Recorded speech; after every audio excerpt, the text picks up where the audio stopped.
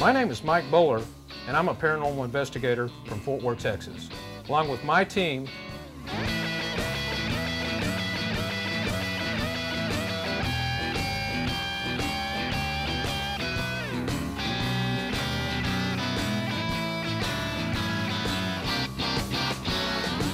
we will travel anywhere there is a legend of spirit activity to determine whether it is fact or fiction. Here in the Lone Star State, we're known as friendly folks. During our investigations, we invite the spirits to communicate with us through an EMF detector, maybe have a shot of whiskey or a cold beer, or even sharing in a hand of poker. Along the way, we have experienced some things that are unexplainable and sometimes wildly entertaining.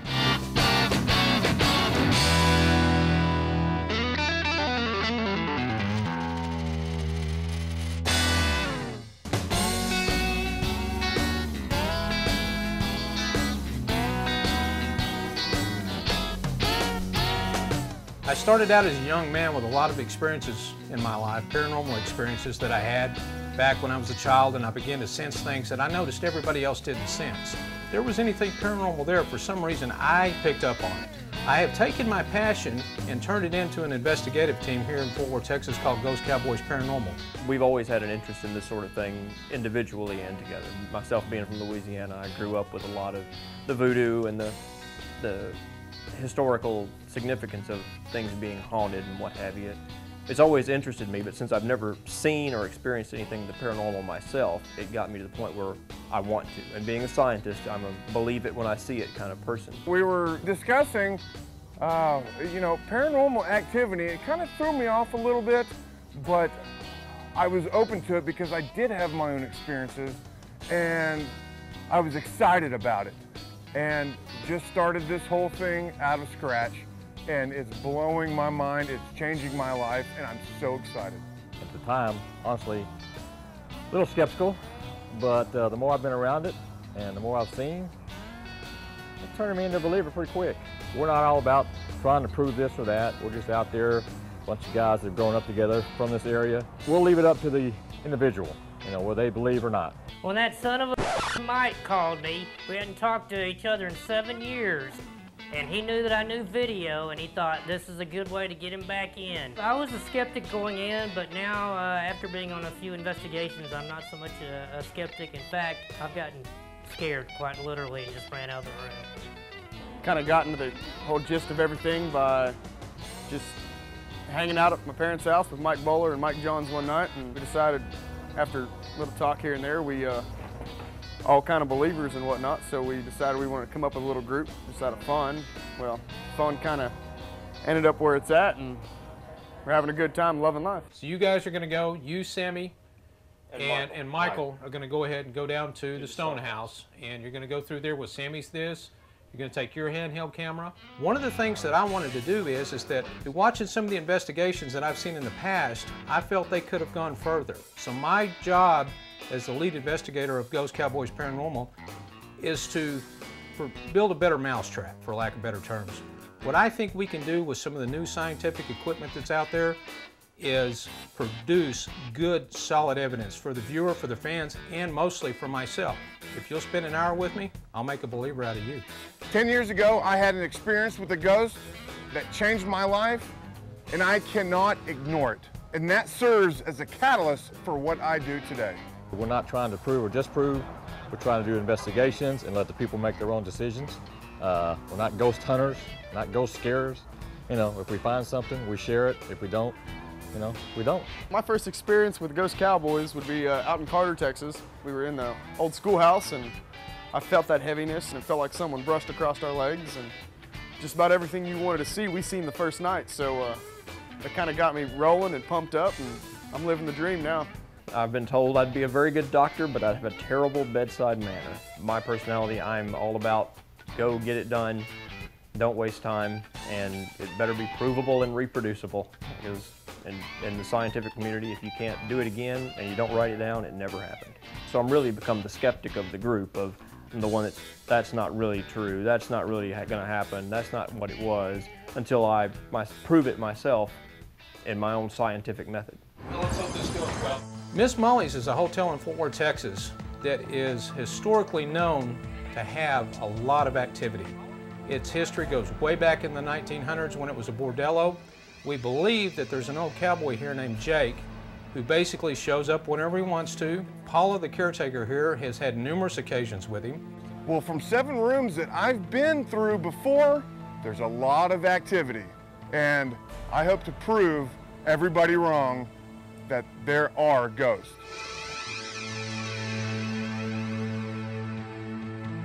I'm the manager and resident innkeeper for Miss Molly's Bed and Breakfast in the Stockyards of Fort Worth, Texas. The hotel opened up in 1910 as a high-end hotel and then turned into a brothel shortly thereafter. And then in 1989 became a bed and breakfast. We've had a lot of cattle drivers, cowboys, bull riders, bronco riders.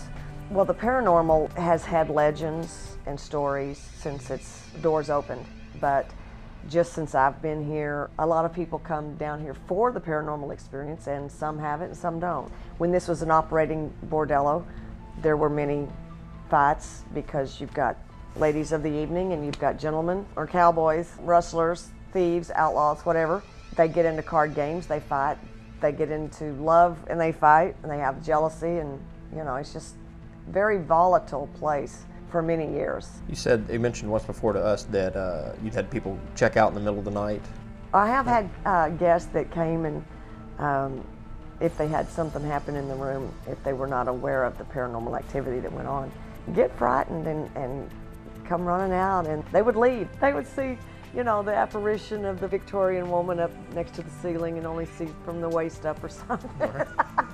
Sometimes that kind of creeped them out. And then I've had a lot of the young people that think they want an encounter, when they get an encounter, decide this is not for them. Anything that's sort of transparent or maybe a suspended light in the room or something like that, you know it's paranormal. It's part of being normal in the paranormal activity.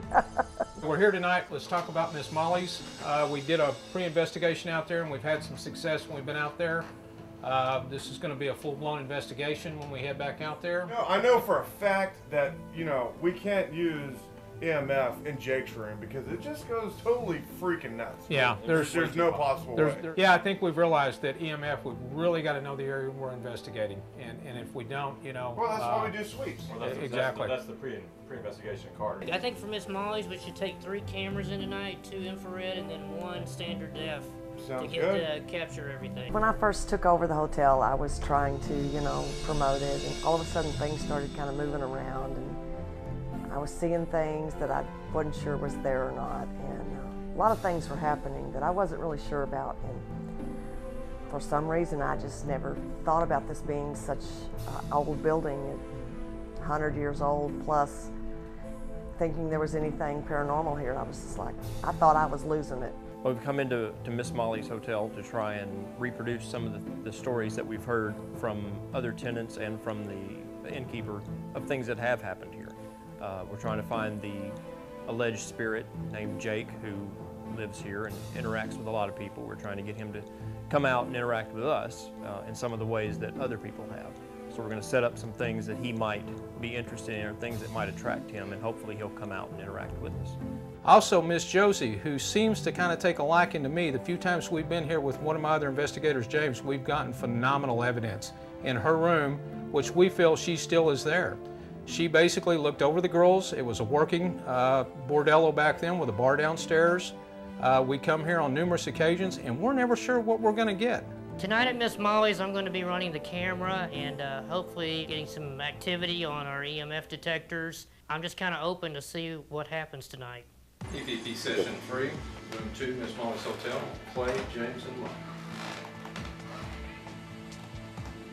Hope you don't mind that we're here at your hotel tonight.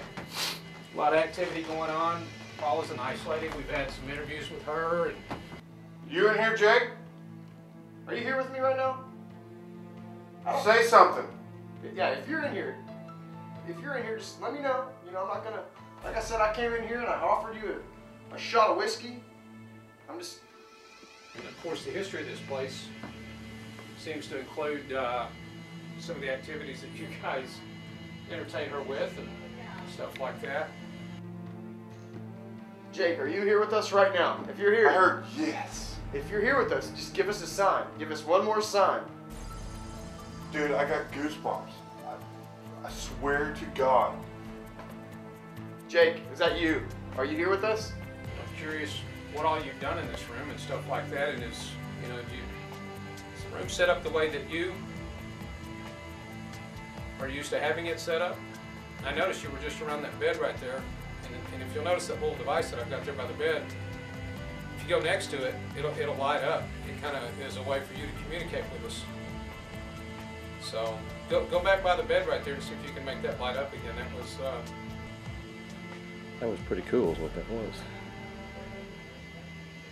So, there's a lot of old electricity in here and stuff like that, and sometimes old electrical There you wiring. go. Thank you. Can you stick your hand over it, maybe just make it beep once?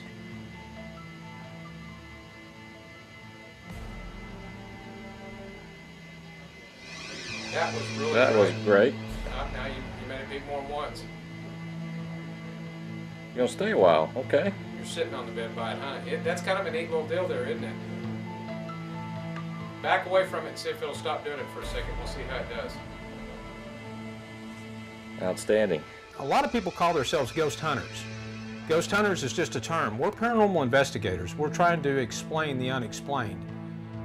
In learning to investigate, one of the things that I don't want to do is I don't want to go into a place where spirits are active and feel they're being hunted.